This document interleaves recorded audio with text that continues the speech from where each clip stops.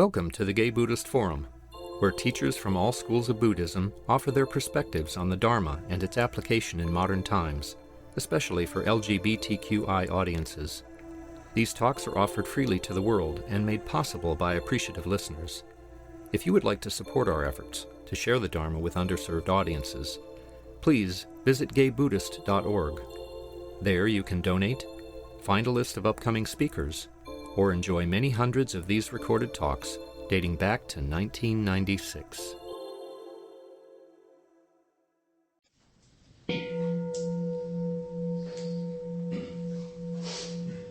Before I introduce our speaker today, it's our tradition to go around the room and say our names. If I may, I'll begin. My name is Roy. I'm Donald. My name is Hubbard. Colette. I'm Kay. My name is Robert. I'm Tom. I'm Lee. Ricardo. Jose. Mark. Michael. Atticus. My name is Michael. My name is Lassiter. I'm Greg. My name is Russell. George. I'm Brad. Michael. I'm Ed. John. My name is Jerry. John. Max. David. My name is Bruein. My name is Ray. Silas. Jack. Richard. Peter. Marvin. I'm Hal. I'm Jim. Grisha. Good. And Brian. My name is David. Heather. Juan. There you go. It gives me great pleasure to welcome back Heather Sundberg to the Sangha. Heather began teaching meditation in 1999 and completed the 4-year Spirit Rock Insight Meditation Society's teacher's training. Beginning her own meditation practice in her late teens, Heather studied with senior teachers in the Insight meditation and Tibetan traditions and has sat 1 to 3 months of retreat a year for over 15 years. She's a teacher for Mountain Stream Meditation Center in the Sierra Foothills and also teaches classes, day-longs, and retreats nationally. For more information, you can please visit her website at heathersundberg.com. Welcome, Heather. That was beautifully done. Oh, this world we live in, huh?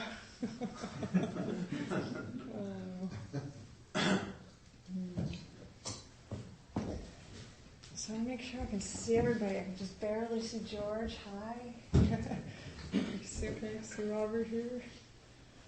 Yeah. So good to be back. I sort of feel like this has become an annual pilgrimage for me, although I'm happy to say that I'll be back again in September just due to my schedule, which is unusual. But this time of year, I come down from the Sierra Foothills and my home meditation center up there to teach the Metta retreat at Spirit Rock for a week, so the loving kindness retreat. And it starts tomorrow, and actually this would be a responsible moment to, before I forget, just say that right before I came here, I received an email from Spirit Rock saying, wow, there's a lot of illness this year, and I guess after the workday ended on Friday, there's been a number of cancellations, and it's last minute. So if you happen to have a life where you just thought, yeah, a week of loving kindness, starting tomorrow night would be good, there's actually a couple spots. I mean, this is unheard of. This retreat fills months in advance. So it's myself, Larry Yang, Donald Rothberg, Conda Mason, and we love doing this together. So if you're interested in that and have that kind of life, just talk to me afterwards. We could probably hook you up. So that's why I am down here.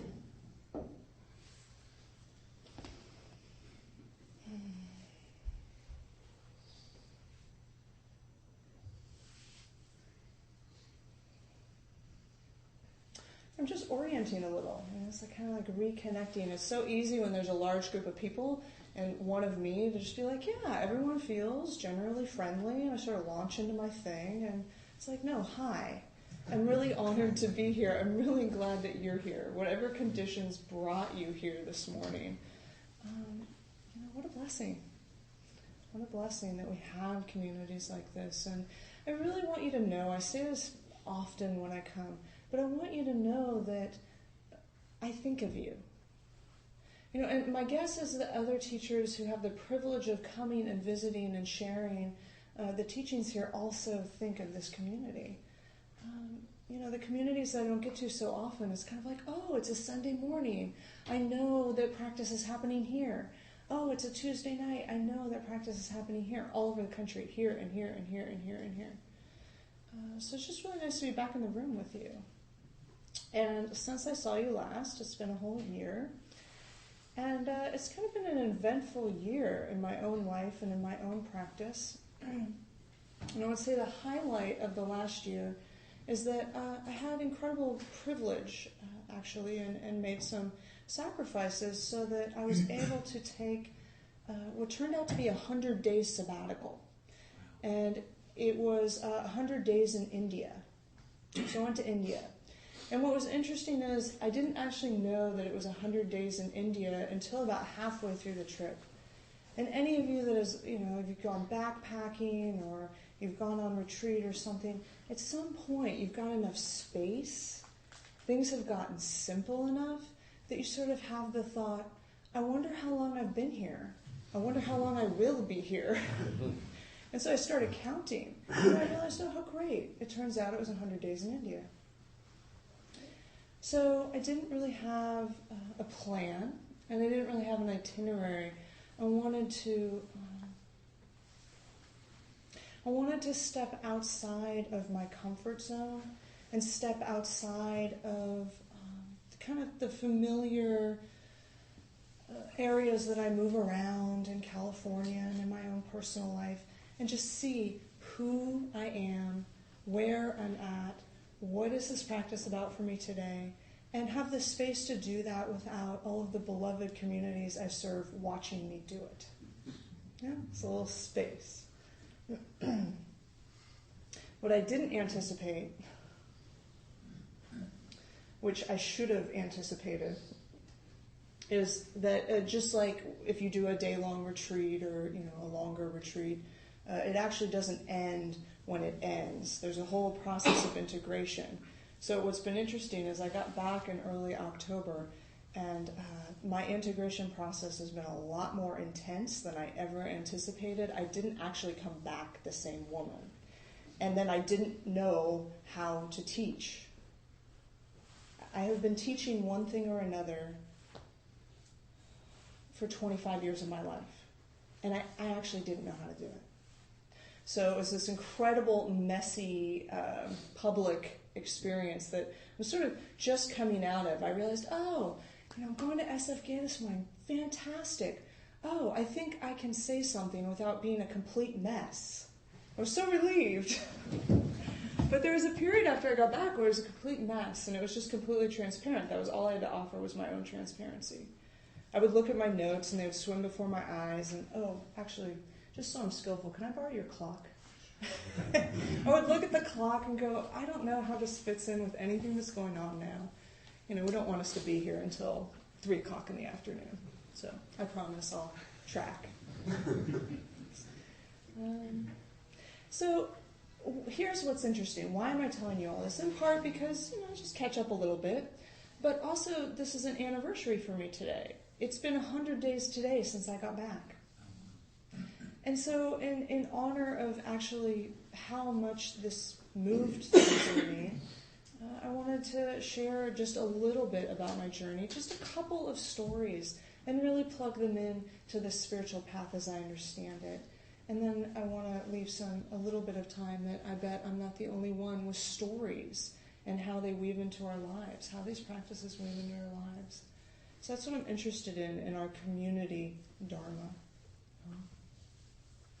So one of the stories that I wanted to share actually happened at the very, very beginning of the trip. It was the first time in my life that I traveled so internationally by myself. Just always had conditions where I was traveling with a friend or a partner or a family member or somebody. And this time the conditions were that I was going alone. And so, I did my flights. I flew through Frankfurt, did all that, flew into Delhi. And by the time I got to Delhi. I think I had been on the road for, I don't know, maybe 30 hours straight. How many of you have, I'm sure some of you had traveled for 30 hours straight, just kind of show of hands. A few of us, yeah. So you know how that goes. You ever really slept much, and you're trying to stay grounded and oriented while you're moving through a lot of time zones. Maybe. And so I got there and had to transfer to domestic because I was going to take another flight to another part of India. And when I got to the desk, 1 a.m. in the morning, there's really nobody there. And the first thing they say to me is, "Oh, you don't exist." I mean, I had to laugh, right? I was delirious with exhaustion. And for me, as a long-term spiritual practitioner, to be told that I don't exist, I take that in a slightly different way. I have a bit of a sense of humor about it.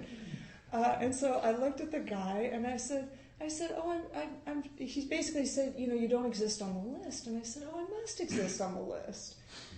"No, you don't." "Oh, I must. I just traveled all the way from California." What?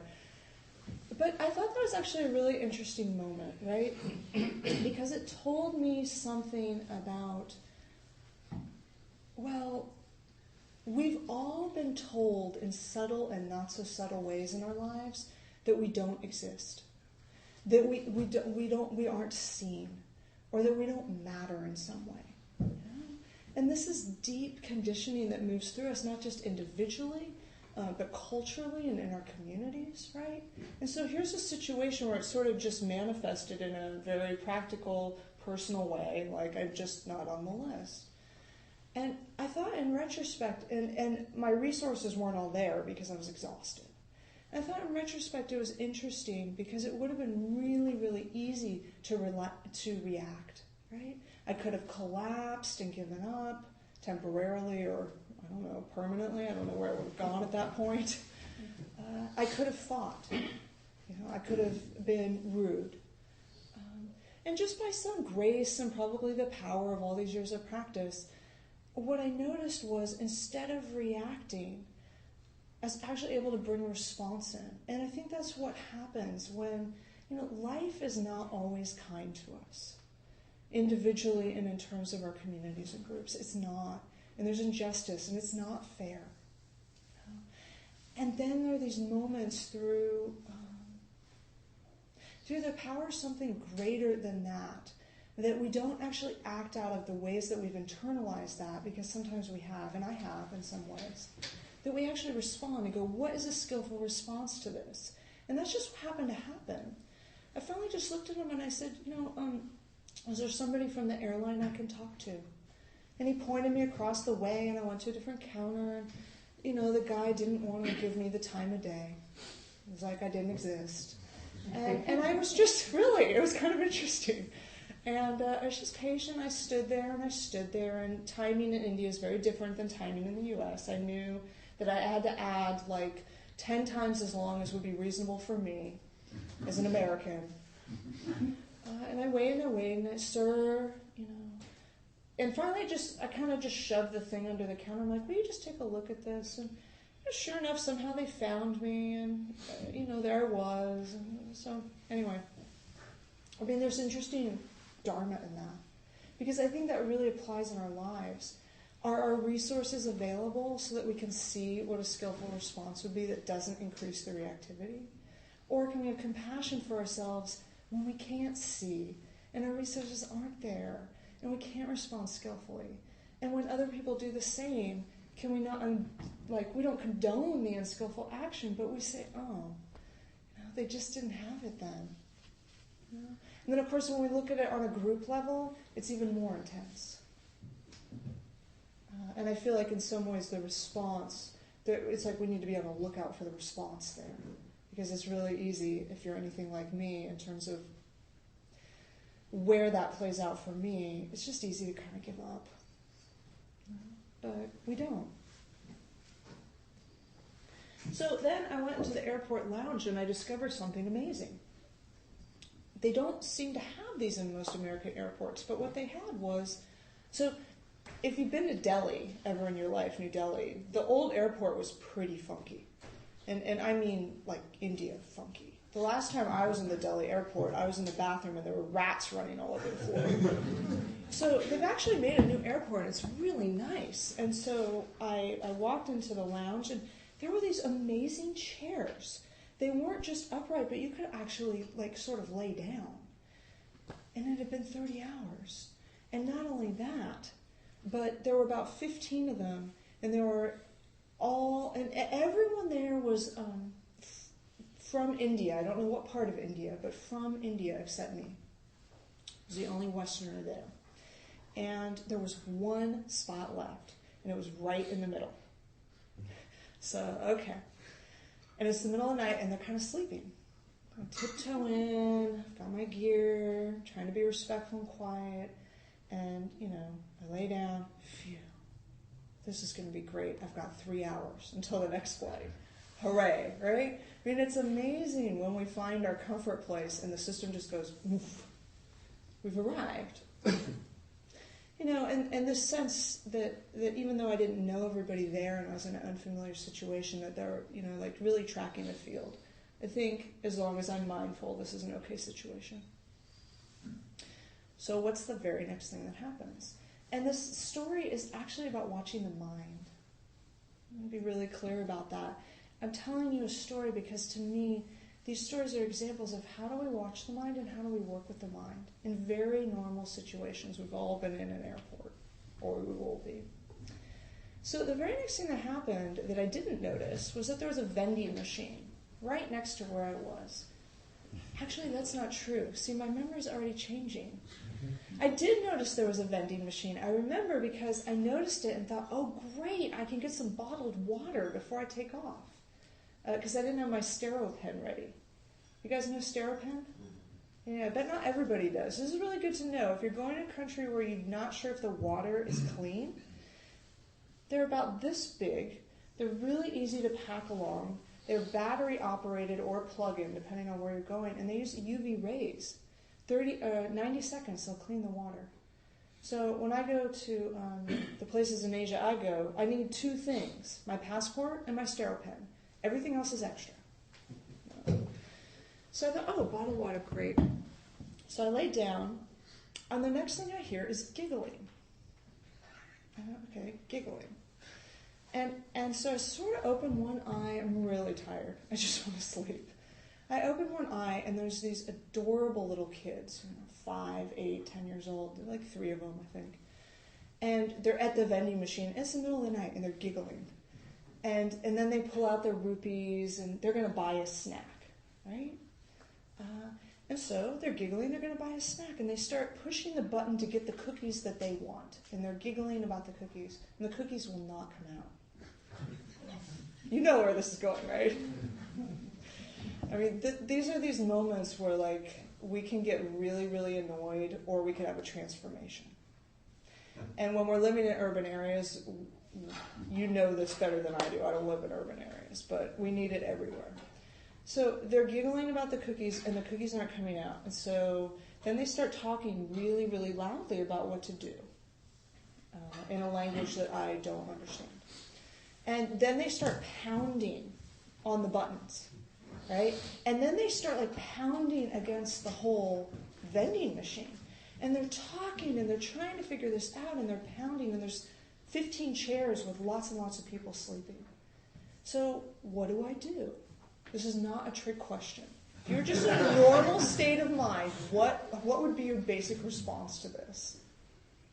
Try to help. I wish. Tell me quiet. So somebody said try to help, and I said I wish. Somebody said tell them to be quiet. I definitely could have done that. But basically what happened was I got annoyed. I was totally exhausted. I'd just gone through this thing where I didn't exist, and I just wanted to get a little bit of sleep so that I could conduct myself in a safe way where I was getting off. And it was the situation where I was actually most concerned about my safety, and I just wanted to get a little sleep. Yeah? So annoyance arose in the mind. Now, again, through the grace of 25 years of practice, I noticed it. I'm like, annoyed. So what's the next thing that happened? They left. I went, phew. But sure enough, 2 minutes later, they came back with their parents. And I thought, oh, great, the parents will get the cookies. So this is what happens when we start to assume. My assumption was that parents will get the cookies and they will tell their children to be quiet so that I won't have to tell their children to be quiet. Because I've worked with kids for 20 years. I know how to tell kids to be quiet. Great. No. Because I was coming from an American cultural context where that might be what happened. In this context, there were actually 4 different adults. There were now 5 or 6 different kids because, when you travel in a family group in India, there can be 25 people involved in this. And they're all there, and they're all talking really loudly and laughing and pounding, and that no one can make this thing work. At that point, I realized that actually I needed to make a leap outside of what I thought was right and wrong, outside of my cultural assumptions. And what happened was I started to smile. I started to have a sense of humor, like, this is ridiculous. This is hysterical. This is something I can learn from. So I started to giggle too. Then I started looking around to see if anybody else around me was having a response, and they actually weren't. I was the only one having a response. I thought, okay, so I'm out of attunement here. And so I just started having a sense of humor, and it turned into sounds. All they're carrying on and pounding and laughing in different languages, just sound. And I actually started to fall asleep. It was just like all this sound, and somehow it was really friendly. And I started to feel really connected with them on that archetypal level. I don't know anything about them, but I think about them. They're part of my circle of metta for all beings now, loving kindness for all beings. Probably never see them again in my life. I don't make up a lot of stories about them because I know I don't know, but I just feel them. That's what happens when we move around in our communities in the world and we actually see somebody. It's the opposite of what happened to me at the counter. And so the very next thing that happened is I was feeling more connected than I would have ever anticipated, and I was starting to fall asleep, is that all of a sudden there was this noise, pa-punk, and a great cheer rose up of these 10 people, and every single person in the chairs woke up. And the cookies came out, and the children ran around eating the cookies and fighting over the cookies and sharing the cookies. And all of us looked at each other and kind of smiled a little bit, and we all went back to sleep. So it's like, to me, this is where we can start to see, not just individually, but at a community level, at a cultural level, how we practice and the importance of noticing our triggers. It's very, very likely in my own mind that if something is going to arise that's in a reactive scale, it's more likely to be on the aversive side. In Buddhist psychology, we talk about 3 basic types, and they all sound not so great. The greedy type, the aversive type, and the delusional type. The thing is they all have qualities that are strong when they're less reactive. Like, for example, an aversive type, which I am, can have incredible powers of discernment. And I see that. When I can decrease the aversion side, the discernment side can really come to the foreground, just as an example. So we can start to see, what are our habitual tendencies? How do they come up in the moment? What is the relationship between that and how resourced I'm feeling? Like, have I slept? Have I eaten? Do I feel supported? Whatever yours are, it'd be interesting to actually, what are some of your resources that make it so that reactivity decreases? Just have a few people call them out. Food, yeah. Coffee.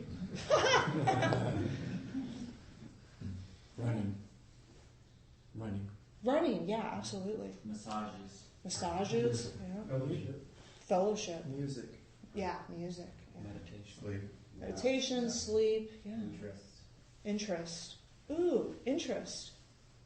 That's an important one. Yeah, because if I hadn't had the interest in relating to that situation, whether it was not existing as a human being on the planet in that particular situation or this family system, without the interest, it would have been much more likely reactive. Yeah? Both sides. So, those are a few. It's like, we can start to notice that. We can start to notice, reactivity is arising. What are my tools? I can notice it. I can have a sense of humor about it and not take it so personally. These are all things I did, right? I can look for the areas where I can hook into a sense of connection. When that cheer went up, when the cookies fell out, I had complete sympathetic joy for them. It was as if I had gotten the cookies. And it's like, this is how we practice. And it's really, really impactful. It's really impactful in our communities and in our world at this time. So that's one story. I'll tell you one other story. I want to hear from you. Oh.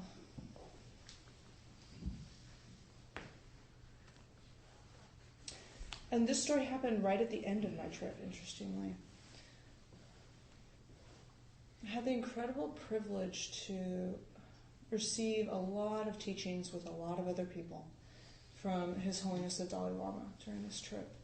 And although I've had the privilege in my life of receiving many teachings from him over the years here in this country and also in India,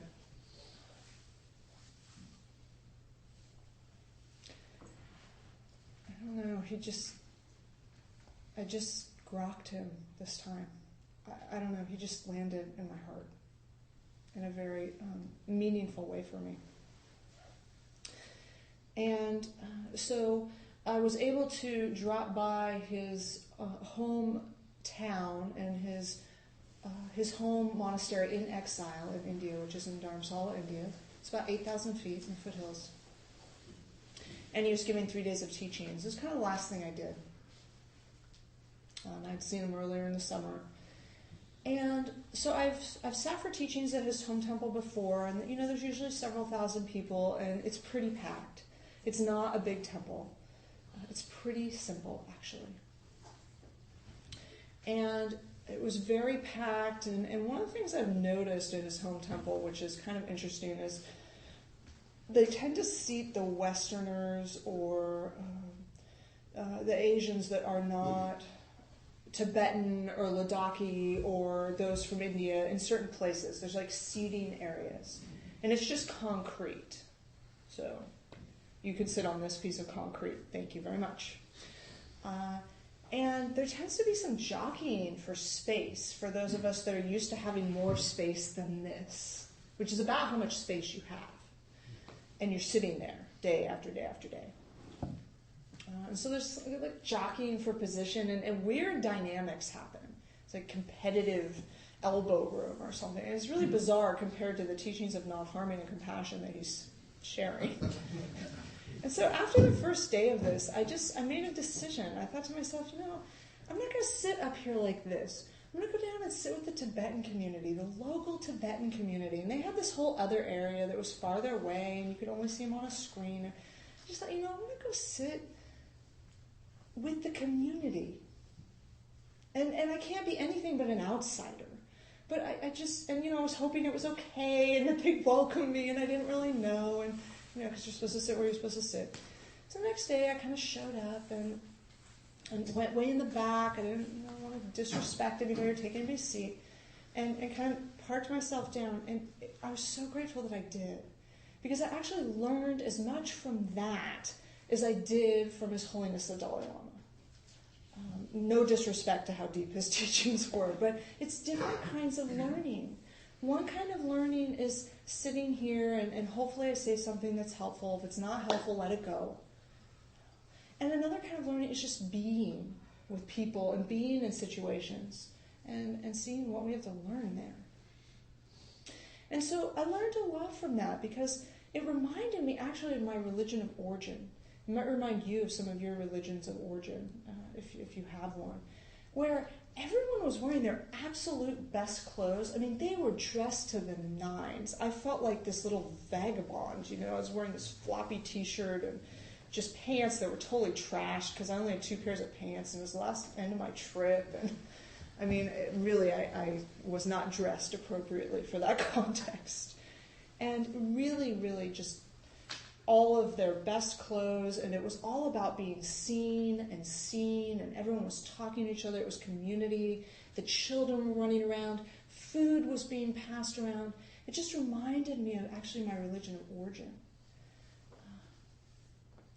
And it was interesting because His Holiness, when he teaches, how many of you have heard His Holiness here? Because sometimes he teaches in South Bay. Yeah, some of you have.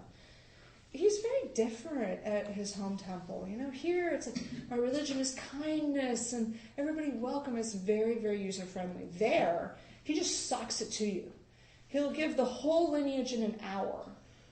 The whole lineage. And then he'll just go down to the deepest area that he knows and just go for it. And there's no context and there's no making anybody feel like they know what's going on or okay. It's a totally different experience.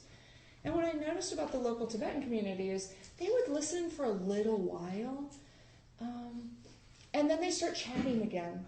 Or they start playing with the kids, or they start eating food, and then they listen for a little while, and they start chatting, and all of this. Sometimes they do their malas for a little while, and then they get up and wander around and talk to people. So, you know, from a certain context, it was a little bit distracting, because I was actually there to listen to the teachings and learn. But I started to see, I started to understand actually why His Holiness does what he does while he's there. And I felt really, really connected. So that's the context out of which just a really, really two-line teaching that he gave at the end I wanted to share with you. And he has this tradition when he's teaching in non-English speaking countries. He teaches only in Tibetan. It's all translated. You wear a little FM radio. And then at the very end, he'll share something like pith teachings for the English speakers. Just a few minutes, and he'll do it in English. And so I really, really wanted to hear it, and yet I could barely hear it because the speakers and everyone was talking so loud, and the kids were going berserk at that point. It's the end of the morning, so I'm straining to hear, like, is there something important? Just kind of interesting, like, was there really something more important than what I'd already learned? But I love what he said, and I want to share it with you. 2 lines. He said, what I want to share with you Westerners are my thoughts about friendship. He said, my thoughts about friendships are that true friendship is based on trust. Trust is based on compassion. True friendship is based on trust, and trust is based on compassion. And I wrote it down in my notebook like a good student, and then everybody got up and started moving, and if you didn't get up and start moving, you were going to be run over. And I thought, thanks. I love it when it's simple, because then I can take a simple 2-liner like that and reflect on it as I have been for the last 100 days, reflect on it for years, share it with communities, and then they have insights about it that supports my practice. So my brief reflections, because you probably have your own, is just, oh wow, right. Whether that friendship is a friendship with ourselves, whether that friendship is a friendship with a personal other, whether that friendship is the spirit of friendship within a community and among communities, there is a piece that's based on trust. And sometimes that trust doesn't actually manifest between communities, but we have to actually pull it up and lead from it in our own hearts, but only if it feels authentic. And if it doesn't feel authentic, then it's a cultivation inside ourselves, and then it starts to be contagious. But that the trust itself is based on compassion, that I don't always have trust, and that friendships don't always have trust, and that communities don't always have trust. And we need to have so much caring and understanding for that kind of suffering, which is inevitable, because we're human. We're doing the best we can, right? So true friendship is based on trust, and trust is based on compassion, is what he shared. And that's now what I'm passing on. So may it be helpful, may it be of benefit, and that's what I have to offer for reflection. I wanted to leave plenty of time for your own reflections and how you're working with all of this, because really, I know it's my role to offer teachings, but I see this as actually a community experience, that we all carry so much wisdom and experience. So I'm just curious if you have any reflections or questions. Please. So I loved your little short ending of it. I love concise things, and I discovered my thoughts immediately, a flood of examples of that. Yeah. The first one that came to mind, and I'm Jewish by background, was the Palestinians and the Israelis. Yes. And how, if they would just do that, there are ways that they can be so supportive of each other for the benefit of all. Yeah. And then I thought, well, how about us? And so the thoughts that came to mind, because there have been some discussions here before, and I know the people here, was Tea Party members, Republicans, and so forth, and what's happening in the country because of the absence of that. And then I thought of, well, what about me? And the thought that came to mind is some issues I'm having with water leakage in the relatively new condo that I am in with the manager and potentially the homeowners association, and how in each of these cases a movement in that direction looks to me as being a potentially more beneficial path, not only for them, but even for me and us. So thank you. Yeah, and I love it how you moved it all the way from like very, very particular groups far away, and of course have tremendous influence all over the world, all the way back to like, my house and the water leakage. And politics in our Dharma communities are really, really difficult. Because if we want to support not just a kind of surface welcome, but a genuine welcome on every level, including political, it's including saying, I would actually like to sit with you and be with you in your experience, even though I don't agree with it all, necessarily. And it's so charged, right? But I have an incredible commitment, actually, these last few years as a teacher. I think in some ways, we make a commitment not to talk about our particular politics because, of course, there's influence when you sit up front. But even more than that, I'm really careful to be aware of the politics that I might not agree with and almost create a field of welcome for it in whatever room I'm in, because I don't know where your politics are.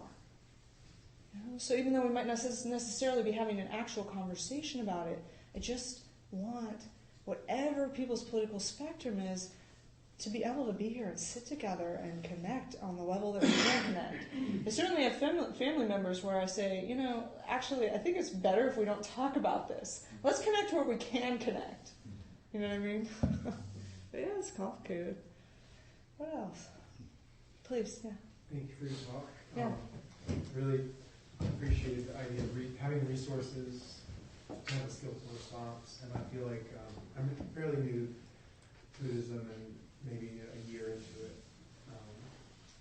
practicing mindfulness, and I keep saying I'm just acting as if, because I don't really know what's happening. I'm just doing this with the faith that something could shift. I'm a big fan of the acting as if practice, just for you to know. So I think I'm just going to report a shift. I teach kindergarten, and there are 1,000 times a day to practice mindfulness. Totally. And on one day last week, one of my students who was very low academically, I walked up and she was just drawing dots on her paper. And the assignment was very clear what she was supposed to be doing. I was mindful of, I wanted to scold her. That's what was done to me. My mom was very negative, you're bad. And in my mind, I was mindful that I was thinking, you're bad, you're not doing your work. But instead, I crouched down and I said, well, you're drawing dots, but that's not really learning what you're supposed to be learning. Can I help you? And I took her hand and I practiced writing her name She's someone who doesn't know what those 7 letters are. She knows how to draw it, but not what it is. And so I drew her name with her and talked and said the letters and was with her and walked away. And then a few minutes later, she started crying. And I took her aside when the kids went to a PE, and basically it turns out that her mother and father separated, I knew that, and they're fighting over her. And on her birthday, her dad, quote unquote, kidnapped her. And the police took her away from dad, and mom said, "I'm never letting you see her." You know, just like trauma. So much trauma. And I was so glad that I had a skillful response instead of screaming at her like, "Do your work," which is what mine. Like you want to yell at those kids at the vending machine, like. Well, right, and it's like it's not even our voice, right? It's none of it is really ours forever, permanently. But it's like that's really not our voice, as you said, it's your mother's voice. Yeah, and you didn't take it to the next generation, and it's so beautiful because she felt your friendship, and out of that trust, she could then tell you. And I have compassion now with her, so I'm using she was friendly. Oh. Thank you so much for doing that work, and thank you so much for bringing your practice to that work. I did that work for many years, and it's we're not perfect, and it's so influential. Thanks. Yeah. Wow. Please. Hi, Mark. Thank you so much for speaking today. It's great. I really related a lot to your vending machine. Yeah, it's a metaphorical vending machine too, for sure. I've been, like this year, I'm committed to just commitment and surrender. And I was in Key West for New Year's, and I went to this yoga class, and it was chickens. We've been to Key West, and hot, and this cramped room, and you know.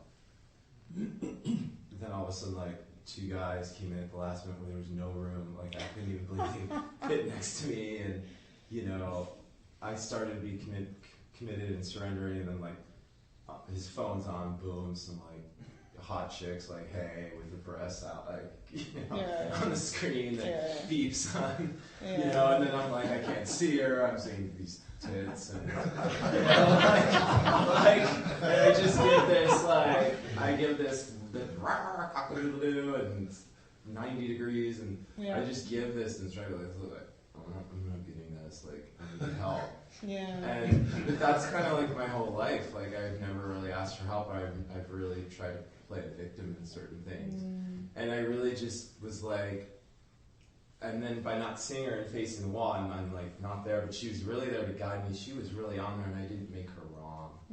And then I really got committed and surrendered. And the chickens and the breasts and the guys next to me and everything I got, it was like the worst yoga class that was the best yoga class I'd ever had. And this woman's space and her energy was so committed that I was so committed. And wherever I was, whatever the temperature, whatever the context of it was, I really got committed to really being there and not really making an excuse for things. And just being present. And it is really awesome. Yeah, not collapsing and not like acting out. Yeah, and it was like I was in the zone and I was completely present. What a totally great story. Yeah, and it was, and that's like what's really been happening now. But it's the moment of love and compassion and the trust that comes there that it opens up to things. Right, and then we can actually be friendly in an authentic way. So, you know, even though he says friendship leads to trust is based on compassion or whatever, it's like, to me, it's just all interrelated. Yeah. And what I love about moments like that is like, okay, a perfect storm of, in this case, difficult circumstances came together and something shifted. But then, for me, what's delightful is I start to be on the lookout for it. Like, oh, I don't have to have horrible circumstances. I can be on the lookout for that in even simpler ways, where it's not so extreme. And so I might not catch it because it's not so extreme. And like, oh, where else? Where else?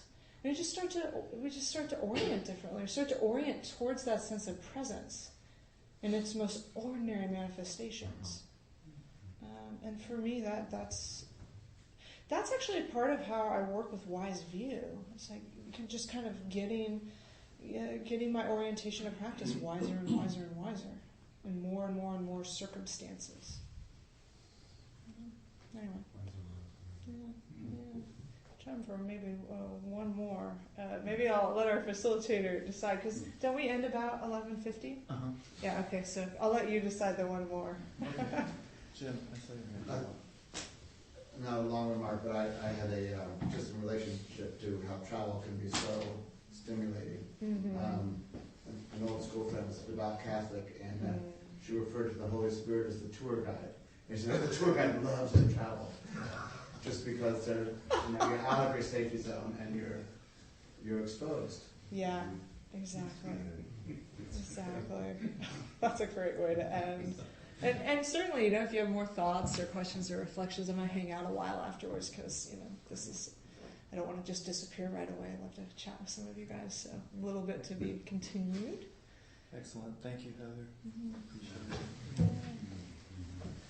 Okay, so it's time for announcements. If I may, I'll begin with next week's speaker is Mushini Ikeda Nash, who is a meditation teacher, community peace activist, writer, diversity facilitator, and mother.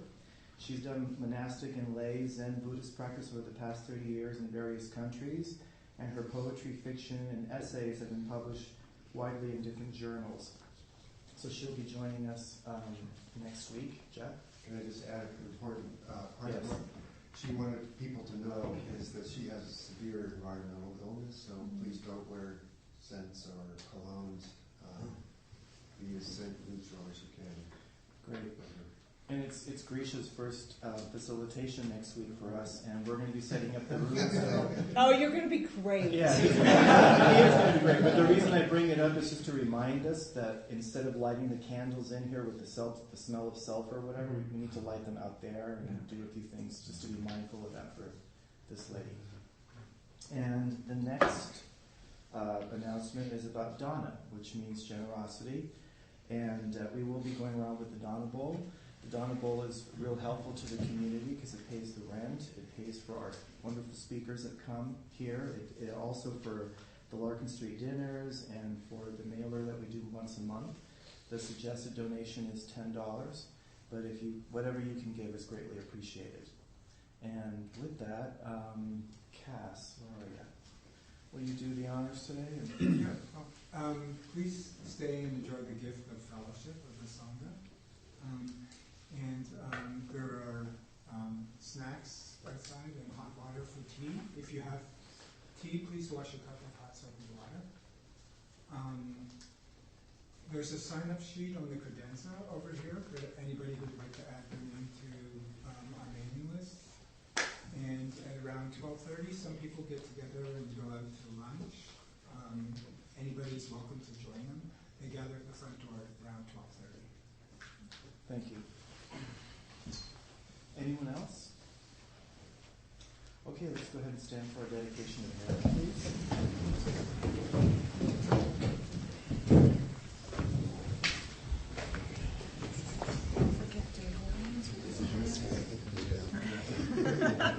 Every community is different.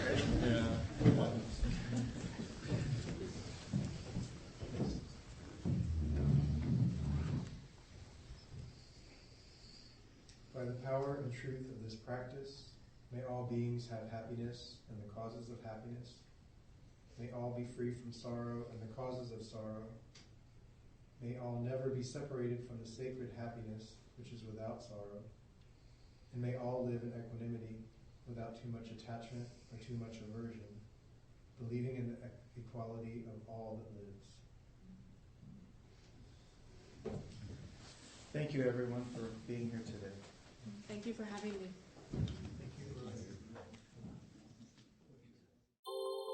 Thank you for listening to the Gay Buddhist Forum.